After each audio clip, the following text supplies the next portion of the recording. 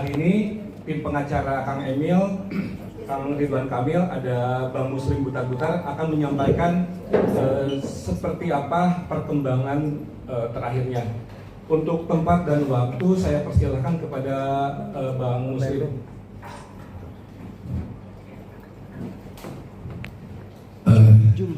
Assalamualaikum warahmatullahi wabarakatuh.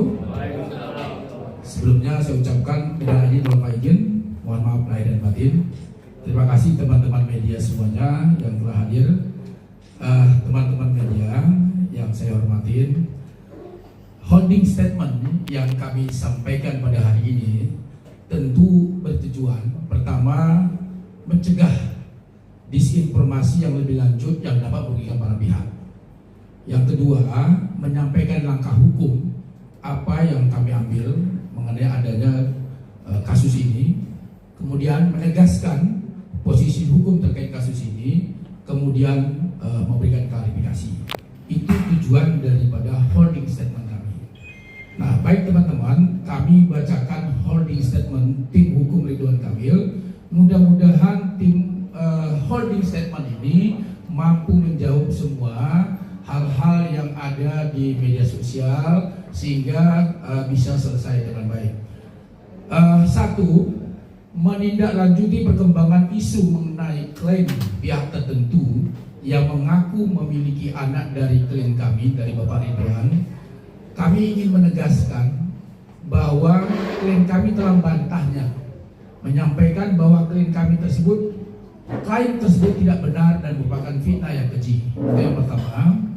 Yang kedua, oleh karena itu kami menegaskan bahwa segala bentuk tuduhan yang beredar saat ini harus disikapi dalam konteks koridor hukum, bukan sekedar opini publik yang dapat menyesatkan. Ketiga, ini yang penting, terkait adanya permintaan tes DNA. Seyogianya dilakukan sebagai implikasi dalam proses hukum yang berlaku. Tes DNA bukan sekedar tuntutan sepihak, melainkan harus berdasarkan perintah pengadilan dalam gugatan perdata atau dalam proses penyidikan permintaan penyidik. Kami siap mengikuti prosedur hukum yang sah untuk memastikan kejelasan dan kepastian hukum dalam kasus ini. Namun demikian, ini kami mau dicatat.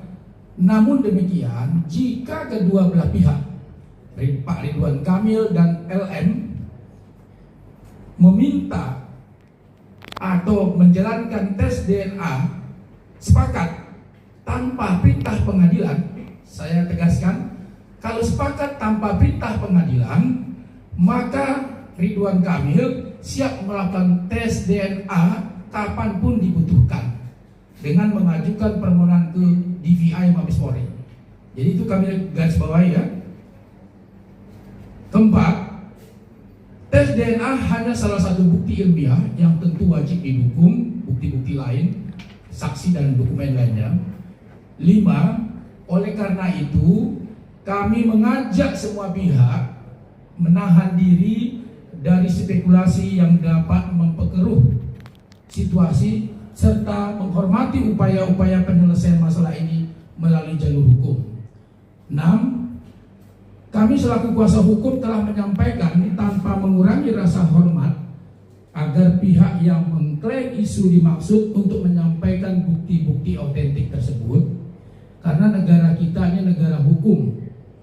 Menjadi sangat terhormat apabila pihak-pihak dapat bertindak secara adil dan bermartabat melalui upaya hukum. Ketujuh, kami kuasa hukum sangat menghormati klaim apapun dari yang ditujukan oleh pihak LM kepada klien kami. Namun sekali lagi kami tegaskan harus dengan cara-cara yang bermartabat melalui sarana hukum, proses hukum, bukan lewat penggiringan-penggiringan opini. Kedelapan, klien kami memiliki hak upaya hukum terhadap pihak manapun yang telah merugikan klien kami dengan penyebaran isu yang tidak benar dan fitnah. Kami percaya semua menghormati hukum. Kesembilan, kami sangat menyadari klien kami maupun pihak yang mengajukan klaim tidak mendasar kepada klien kami, dan sudah seharusnya semua menghormati proses hukum dan putusan pengadilan nantinya. Terakhir, 10, Pak Ridwan Kamil berharap proses hukum maupun nantinya secara mandiri, kalau kedua belah pihak sepakat, akan mengakhiri semua konflik atau polemik yang ada dan menjadi upaya terakhir yang adil dan martabat dan memberikan kepastian hukum bagi semua pihak. Itu holding statement kami yang kami sampaikan pada hari ini. Mudah-mudahan media bisa paham apa yang kami sampaikan dan bisa menjawab semua yang semua berita-berita yang ada di media sosial. Saya kira itu yang statement yang kami bisa sampaikan. Mudah-mudahan bisa terjawab dan kemudian kita bisa sesi tanya jawab. Kami persilakan. Oke,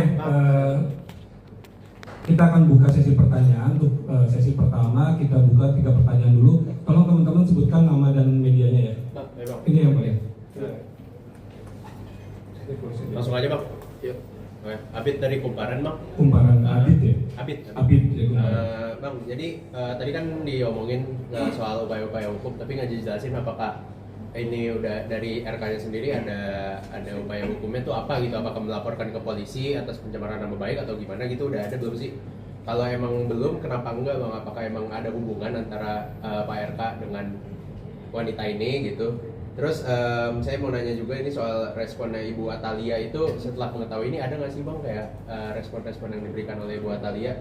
Dan juga terakhir mungkin bang soal adanya biaya pendidikan yang diberikan RK kepada wanita ini, itu kenapa memberikan biaya pendidikan bang?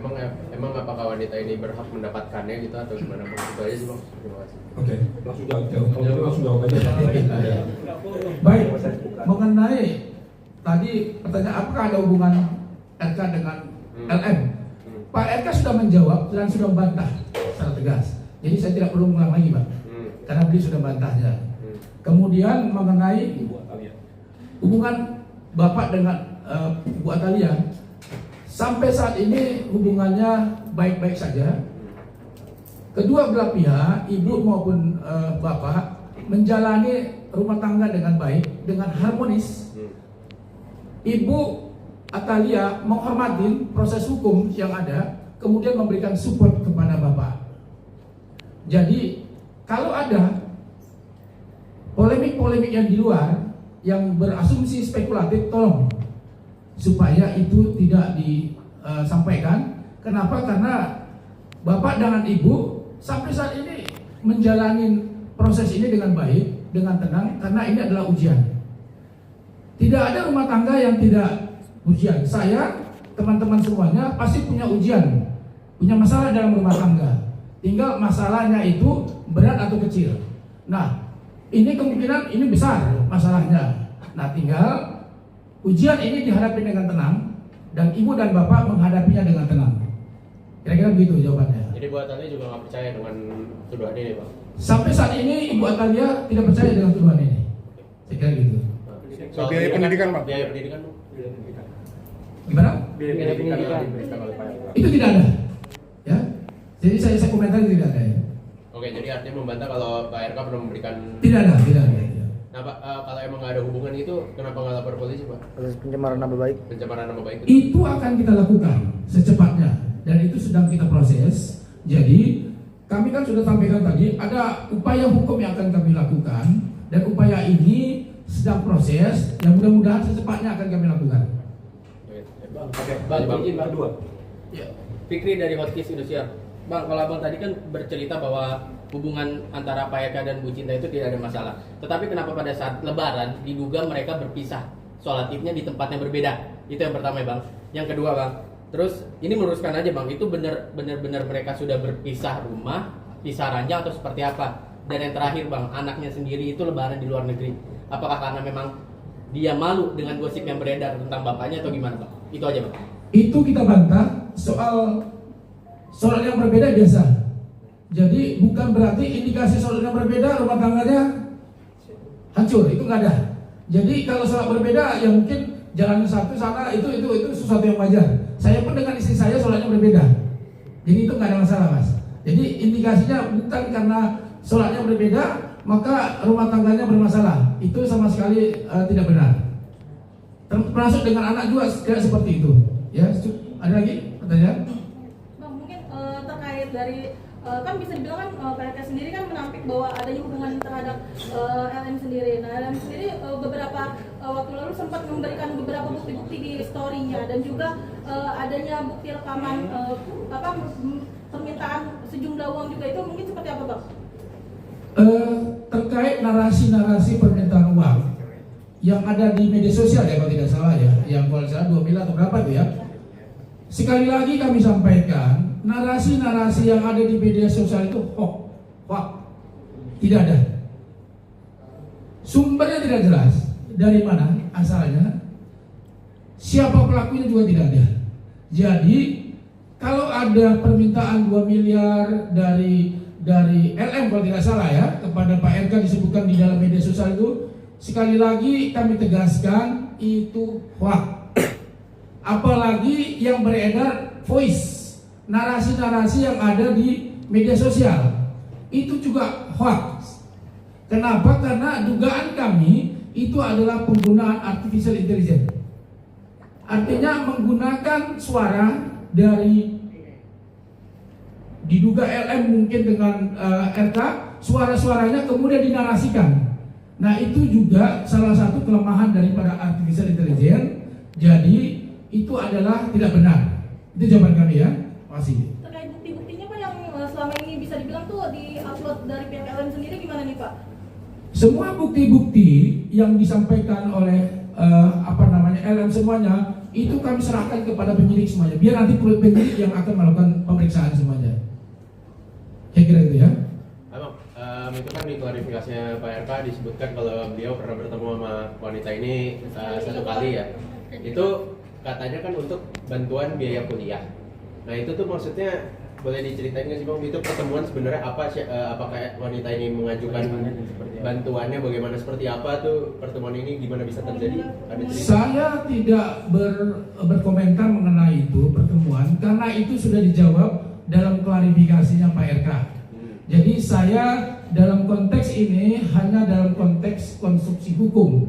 Jadi terkait dengan gosip dan segala macam itu sudah dijawab secara tegas oleh Pak RK sendiri dalam klarifikasi beliau di dalam Instagram. Jadi teman-teman bisa mencek di dalam Instagram beliau apa klarifikasi beliau terkait dengan itu.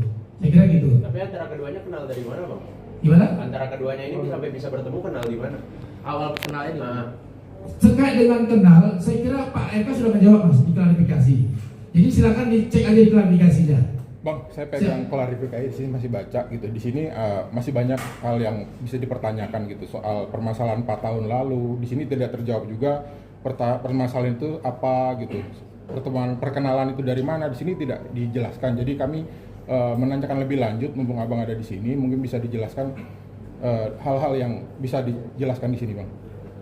Terkait dengan klarifikasi, sekali lagi saya tidak punya kompeten untuk menjawab mengenai klarifikasi Pak Ridwan Kamil sendiri, karena statement kami pada hari ini kami menyampaikan klarifikasi terkait dengan kondisi yang harus kami sampaikan secara konstruksi hukumnya, bukan mengenai gosip-gosip, karena kami tidak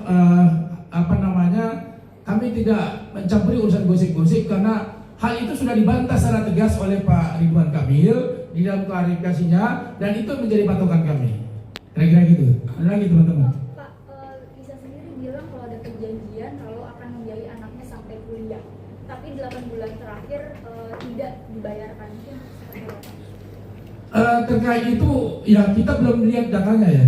Ya silakan dibuktikan datanya aja. Saya kira gitu aja. Bang, Hashim dari Disway. Program ini dari sahabatnya Pak LM mengatakan bahwa sebelumnya ini pihak RK ini ada yang menghubungi LM untuk menyogok uang 20 Bang. Nominalnya itu miliaran rupiah, dan itu sudah dikonfirmasi sama sahabatnya LM yaitu Sunan Kalijaga.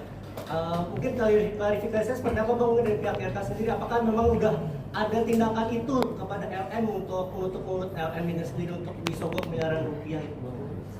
Kami tadi sudah jelaskan bahwa pihak keluarga, pihak Ridwan Kamil, siapapun tidak pernah menawarkan uang perdamaian 2 miliar atau dalam bentuk apapun, itu tidak ada. Itu fitnah dan hoax. Jadi kami tegaskan sekali lagi, itu hoax, Mas. Ada lagi? Bang, Lisa juga dalam isyaratnya menyampaikan bahwa hubungannya ini layaknya pacaran, dan bahkan membuat statement kalau bapak ini punya banyak kekasih juga selain dia. Ini seperti apa? Ya itu biasa, dia kan ngomong, itu pendapat dia. Tapi kita sendiri sudah membantah itu. Jadi kita nggak perlu memperpanjang lagi, karena kan namanya pendapat. Ya kita tinggal buktikan saja, kira-kira begitu. Bang, Arlo dari MBTV bang, mungkin di sini dari klarifikasi Pak Ridwan sendiri kan juga ada banyak pertanyaan juga bang yang akhirnya keluar. Mungkin kalau dari satu kali pertemuan yang sudah dilakukan oleh RK dengan Lisa sendiri itu satu kalinya itu berapa lama bang? Mungkin 1 jam, 2 jam, sehari, 2 hari atau seminggu bang? Ya saya tidak berkompeten Mas untuk menjawab itu, karena urusan saya konstruksi hukum. Persoalan itu sudah diklarifikasi oleh Pak Ridwan Kamil, jadi saya tidak menjawab lagi. Masih.